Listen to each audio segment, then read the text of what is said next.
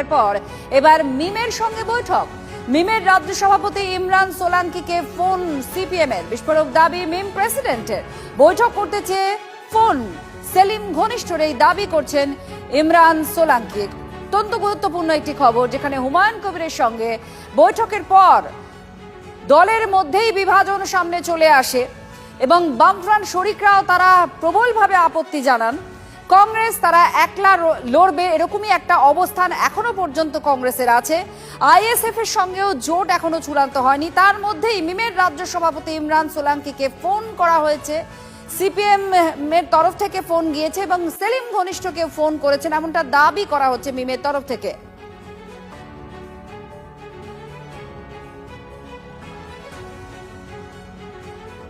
হ্যাঁ হ্যাঁ কথা বলেছে ওরা সিপিএম থেকে বৈঠক করার জন্য, মানে বলছে আমাকে, আমার সঙ্গে বসতে চাইছে সিপিএম। আজকে ফোন এসছে, কালকে এসেছিল। মোহাম্মদ সালিমের খুব মানে শরীফ, মানে খুব প্রিয় মানুষ।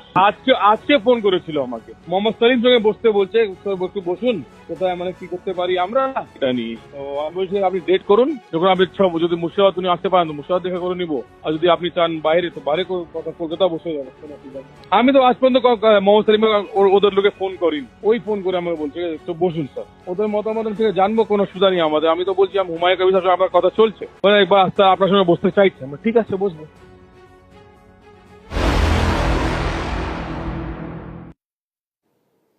বামেদের সঙ্গ ছেড়ে কংগ্রেসের একলা চলো, আর প্রদেশ কংগ্রেসের সভাপতিকে তোপ দেখে জোট ভাঙার দায় কংগ্রেসের ঘাড়েই ঠেলল সিপিএম। শুভঙ্কর সরকারের তৃণমূলের প্রতি নমনীয়